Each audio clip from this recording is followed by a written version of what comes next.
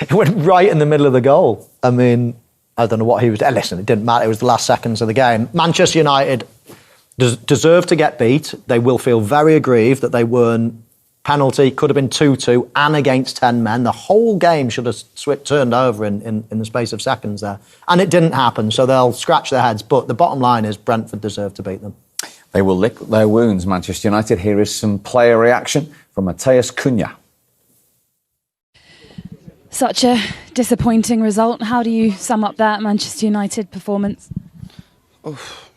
You know, like after we lost the game, it's so hard to talk about the performance. You know, of course, the performance is not the way they want because we lose. So we need to find a way to keep winning and then keep doing good performance. Where did you fall short today? What was lacking? Sorry? Where did you fall short? What was lacking from the performance?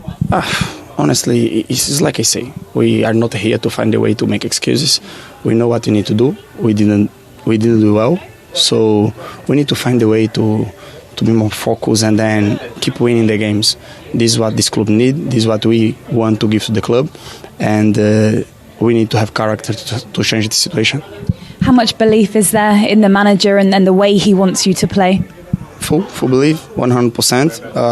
I don't think always the United problems is the manager. We need to have character to take the responsibility and then change the situation, because who goes to the games is us, and then we know what we need to do, and I hope we can do much better the next games.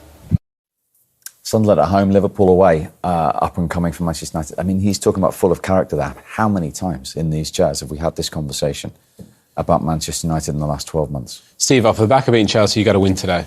If they win today, they go joint second.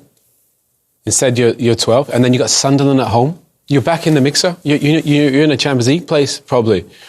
To lose today and get outplayed, by the way. Brentford before this game were 19th in possession. Yeah, so they didn't really want to play. They were going to play long balls. They were going to play direct and set pieces. First half, they had more possession than Man United. I don't understand how that's even possible. So I thought they were going to win the game. I was at the training ground yesterday. Everybody was full of confidence. I was certain they were going to win the game. They got outplayed. And again, there's question marks over the goalkeeper. Again, he's involved in 2 goals. Defensive, they've actually been pretty good up to this point. Today, they weren't. You know, the long balls and the direct balls really hurt them. And, you know, the midfield is still an issue. You know, Bruno's got to be a 10 again. He's the best creator. He's got to be a 10 again. And they've got to sort the midfield out, but the goalkeeper's an issue. At least Šeško scored.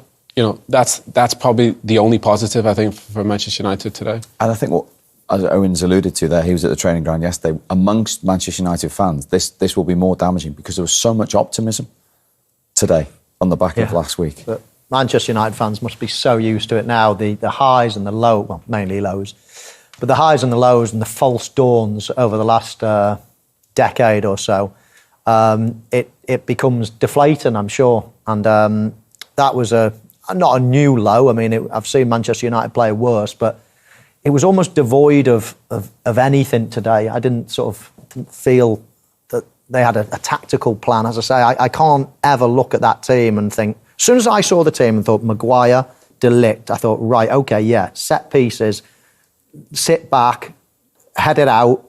You know, the goalkeeper's a bit shaky, so I understand that, a little bit of height.